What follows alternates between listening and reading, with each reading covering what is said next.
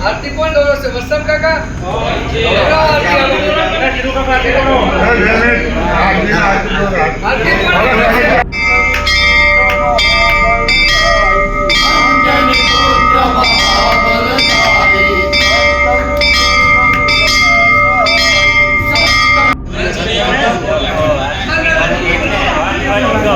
वसम काका तुमने भावे जी तो वसम एक मिनट रो वसम काका करो तो हेलो आरती करो चलो मन दादा ની આરતી ભાઈ છે ને હા હા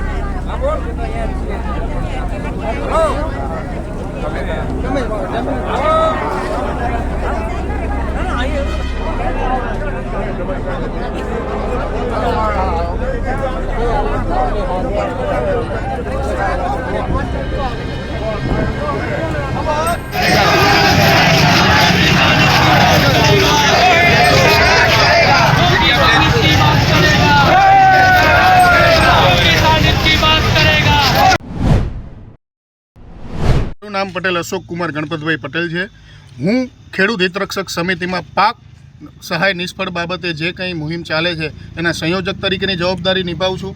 આપના દ્વારા જણાવવાનું કે આજે અમે અહીંયા હડમતિયા હનુમાનજીના મંદિરે તમામ જે ખેડૂતોને જે ગામમાં પાક સહાયની નિષ્ફળતાની સહાય જેને મળેલી નથી એવા તમામ ગ્રામ સમિતિના આગેવાનોની એક મિટિંગ કરી અને હનુમાન ચાલીસાના પાઠનું આયોજન કરેલ હતું। અને ગઈકાલે સવારે અમે લોકો જે કલેક્ટર કચેરીએ અમને જે જ કંઈ સહાય મળી નથી એની રજૂઆત કરવા જવાના છીએ ત્યારે 2000થી વધારે ખેડૂતો આ રેલીમાં જોડાવાના છે। તંત્રએ અમને પાટડીથી રેલીની મંજૂરી આપી નથી, પરંતુ અમારો મુદ્દો સાચો છે। આ મુદ્દાની આપના માધ્યમથી હું વાત કરું તો એસડીઆરએફની યોજના મુજબ ઓગસ્ટ મહિનામાં થયેલા નુકસાનનું વળતર સપ્ટેમ્બર મહિનામાં જે મળી જવું પડે એમ હતું એ આજે 4 મહિના વીતવા છતાં પણ આ સરકારે આ અધિકારીઓના કોઈને કોઈ કામથી આજ સુધી ખેડૂતોને વળતર મળ્યું નથી। તો અમે 2000થી વધારે ખેડૂતો કાલે કલેક્ટર કચેરીએ રજૂઆત કરી અને વળતર મેળવવા માટેની અમે રજૂઆત કરવા જવાના છીએ। ખેડૂત હિતરક્ષક સમિતિ વતી નરેશભાઈ તેજાભાઈ મકવાણા ગામ પાટડી અને જે અમારી રજૂઆત હતી છેલ્લા 1 મહિનાથી અમે ખેડૂતોના 192, 93, 94 અને જે કે અને K1 કે K2 એની કેટેગરી માટે જે લડત આપી હતી એના માધ્યમથી જે સરકારને અસર થઈ એમાં ધારાસભ્યશ્રીને પત્રો પણ મુખ્યમંત્રીને લખવા પડ્યા અને આજે તો એમનો વિડીયો પણ વાયરલ થયો છે અને વિડીયોમાં એમને એવું કહે છે કે અમે સરકારને રજૂઆત કરી છે, મુખ્યમંત્રીએ કે સૂચના બધાને અગ્ર સચિવને બધાને આપી દીધી છે, ખેડૂતોને કોઈ જગ્યાએ જવાની જરૂર નથી, સરકાર 3 મહિનામાં આનું નિરાકરણ લાવી દેશે।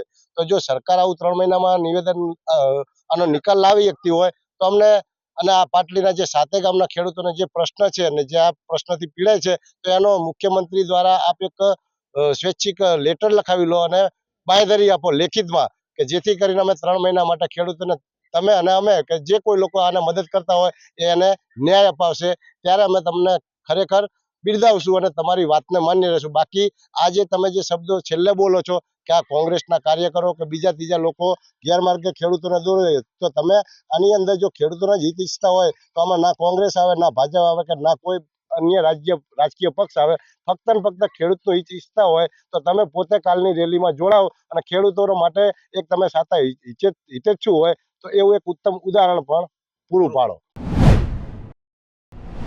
જે ખેડૂત હિતરક્ષક સમિતિએ જે નિર્ધારિત કાર્યક્રમ રાખ્યો હતો અમારી ગણોતની નોંધ 192, 93 અને 94નો જે સતત વિરોધ આ 7 ગામમાં થઈ રહ્યો છે એના અનુસંધાને જ આજે હનુમાન દાદાના મંદિરે અમે 101 દીવડાની આરતી કરી હતી। તંત્ર પાસે અમે પાટડીથી લઈ અને સુરેન્દ્રનગર સુધીની ટ્રેક્ટર રેલીની મંજૂરી માગી હતી પણ તંત્રએ અમને મંજૂરી ના આપી। આખરે સાંજના 6, 6:30 સુધી મથાકોટ કર્યા બાદ ખેડૂતોનો અવાજ તંત્રએ સાંભળ્યો અને અમને દુધરેજથી લઈ અને કલેક્ટર કચેરી સુધી રેલી કરવાની પરમિશન આપી। જુદા જુદા રાજકીય આગેવાનો પોતપોતાના રોટલા શેકવા માટે જુદી જુદી વાત કરે છે। અમે આ ખેડૂત હિતરક્ષક સમિતિ વતી આ વિસ્તારના ધારાસભ્યશ્રીને પણ આમંત્રણ આપ્યું હતું કે આ ખેડૂતોની પીડા છે, તમે આ પીડામાં જોડાઓ. ત્યારે એમ કહે છે કે સરકારશ્રીમાં અમે વખતો વખત રજૂઆત કરી. પહેલાં એવું કહેતા હતા કે ખેડૂત હિતરક્ષક સમિતિ ખેડૂતોને ગેરમાર્ગે દોડે. ખેડૂત હિતરક્ષક સમિતિએ જો ખેડૂતોને ગેરમાર્ગે દોડ્યા હોય તો તમારે કેમ અમારા 3 મુદ્દા સ્વીકારી માન્ય મુખ્યમંત્રીશ્રીને પત્ર કરવો પડ્યો? અને જે પ્રમાણે સૂચિત જંત્રીનો ડ્રાફ્ટ સરકારશ્રીએ તૈયાર કર્યો છે અને જે પ્રમાણે આઈઆર પોર્ટલ ઉપર આ ગણોત અંતર્ગતની જોગવાઈ છે એ ક્યારેય ન ભરપાઈ કરી શકે એવી પ્રીમિયમની રકમ ઉધારવા માટે તમે તૈયાર છો. અને આટલે કાર્યક્રમ કર્યા, તમામ ગામોમાં ગ્રામ સમિતિઓની મિટિંગ કરી, હનુમાનજીનો પાઠ કર્યો, છતાં પણ આજ દિન સુધી સરકાર ચૂકવા તૈયાર નથી અને આ બાબતે કંઈ ઠોસ નિર્ણય કરવા પર સરકાર તૈયાર નથી. મારું નામ અશોક કુમાર ગણપતભાઈ પટેલ છે. હું ખેડૂત હિતરક્ષક સમિતિ પાટડીમાં પાક નિષ્ફળતી સહાયથી વંચિત ખેડૂતો માટેની જવાબદારી નિભાવું છું. આજે ખેડૂત હિતરક્ષક સમિતિ પાટડી દ્વારા ટ્રેક્ટર રેલી યોજી અને ખેડૂતોને જે સહાય મળી નથી એ બાબતની રજૂઆત કરવા અમે સૌ ખેડૂતો સાથે કલેક્ટર કચેરી સુધી જવાના હતા, પરંતુ ક્યાંક ને ક્યાંક સત્તાના પ્રેશરમાં આવી અને પ્રશાસન દ્વારા અમને ટ્રેક્ટર રેલીની મંજૂરી આપવામાં નથી આવી. ત્યારે માત્ર દુધરેજથી કલેક્ટર કચેરી સુધી પદયાત્રાની મંજૂરી આપવામાં આવી છે. ત્યારે ખેડૂતો તમામ સ્વયંભૂ પોતાની રીતે પોતાનો હક મેળવવા માટે અમે પદયાત્રા કરીને પણ કલેક્ટર કચેરીએ જવાના છીએ. આપણા માધ્યમથી હું આપને એવું કહેવા માંગુ છું કે હવે આ ખેડૂત બિચારો બાપડો નથી રહ્યો. હવે આ ખેડૂતને ખબર છે કે પોતાના અધિકારની લડાઈ કઈ રીતે લડવી. એટલે સ્વયંભૂ ખેડૂતોને સાથે લઈ અને જે ખેડૂતોને 4 મહિના વીતવા છતાંય જે સહાય આજ સુધી મળી નથી, આ સહાય યોજના પ્રમાણે ખેડૂતોને ચોમાસામાં થયેલા નુકસાનમાં બિયારણ અને ખાતરનું જે નુકસાન થયું હોય એના માટેની ઇનપુટ સબસિડી રૂપે જે સહાય આપવામાં આવે છે. ત્યારે હું આપને કહેવા માંગુ છું કે ચોમાસું સિઝન પણ પૂરી થઈ ગઈ અને હવે થોડા દિવસોમાં શિયાળુ સિઝન પણ પૂરી થઈ જવાની છે અને આજ દિન સુધી વળતર મળ્યું નથી. તો એ વળતર અમે કાયદાની રીતે હક અને અધિકાર માની અને અમે વળતર આજે કલેક્ટર કચેરીએ જઈ અને જોર રજૂઆત કરી અને અમે વળતર મેળવવા કલેક્ટરશ્રીએ રજૂઆત કરવાના છીએ. ખેડૂત હિતરક્ષક સમિતિના અમે સૌ વરિષ્ઠ આગેવાનો, ખેડૂત પ્રતિનિધિઓ, અમારા સમગ્ર વિસ્તારના અમારા પાટડી આજુબાજુના 7 ગામો અને એ સિવાય પાક નિષ્ફળ સહાયથી વંચિત ખેડૂતોને સાથે કલેક્ટર કચેરી અમારા પ્રતિક ઉપવાસ અને ચેકલિસ્ટ થકી અમારી રજૂઆત દાખલ કરવા માટે જઈ રહ્યા છીએ.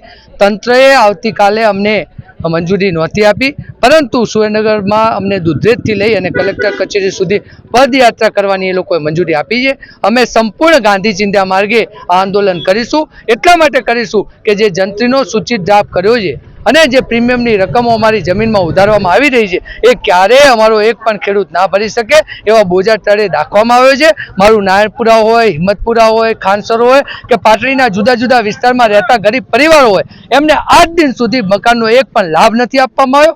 આ તમામ મુદ્દાઓને લઈ અને આજે અમે પદયાત્રા કરીશું. આ પદયાત્રા એ સરકારની આંખ ઉઘાડવાની પદયાત્રા છે. જો સરકાર આ પદયાત્રા થકી અમારા ગરીબ પરિવારોને ખેડૂતોના પ્રશ્ન નહીં સાંભળે તો આગામી દિવસોમાં અમે ગાંધીનગર સુધી પણ પદયાત્રા કરીશું. આજે આપ સૌ જોઈ રહ્યા છો કે પાટડી વિસ્તારની આજુબાજુના 7 ગામના અને સમગ્ર દસાડા તાલુકાના ખેડૂતો પોતાની સમસ્યાઓને લઈને સુરેન્દ્રનગરમાં આવી રહ્યા છે. આમ તો સુરેન્દ્રનગર જિલ્લો જે છે એ જાણે નધણિયા તો હોય આજની સરકારમાં એવી સ્થિતિ સર્જાણી છે.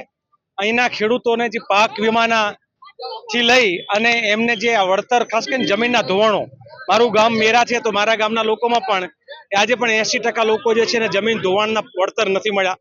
એવું આખું દસાડા તાલુકાનું અને એવી રીતે સમગ્ર જિલ્લામાં આ જ કરમ કહાની છે. ગુજરાતમાં તો અત્યારે એવું છે કે ગુજરાતીમાં એક કહેવત છે ને કે જેનો રાજા વેપારી એની પ્રજા ભિખારી. આ ગુજરાતના મુખ્યમંત્રી, ગુજરાતના મિનિસ્ટરો મોટા ભાગના જમીનના દલાલો છે. એ ઈચ્છે છે એવું કે ખેડૂતો પાયમાલ થઈ જાય, ખેડૂતો બેહાલ થઈ જાય, એ જમીનો વેચે અને બીજી કંપનીઓ આવીને જમીનો ખરીદે. આ પ્રકારનું જે ચાલ્યું છે એની સામે આજે ખેડૂત હિતરક્ષક સમિતિ દ્વારા અહીંયા કલેક્ટરને મળવા જવાનો કાર્યક્રમ છે. જો આ બહેનો પણ, એમાં 7 ગામના લોકોની તો સવાલ એવો કે એમને 192ના નિયમના કારણે થઈને જંત્રી કરતા પણ બમણું ને 3 ગણા પૈસા ભરવા પડે, દસ્તાવેજ ન થઈ શકે. આ વર્ષોથી એમની પીડા છે અને પીડાને લઈને સ્વયંભૂ આજે લોકો આવ્યા છે. આશા રાખીએ કે ખેડૂતોના, ગ્રામજનોના સવાલો જે છે એ ઉકલે. નહીં તો એવું છે કે જે રીતે અત્યારે ગુજરાતમાં સરકાર ક્યાંક ગરીબોના ઓટલા ડિમોલિશ કરી રહી છે તો ક્યાંક ગરીબોના રોટલા, એટલે રોટલા અને ઓટલા બેનો જે સવાલ છે એ આંદોલન છે ગુજરાતભરમાં અત્યારે દેખાવા મળે છે. એનો આ નમૂનો આપ સુરેન્દ્રનગર જિલ્લામાં જોઈ શકો છો.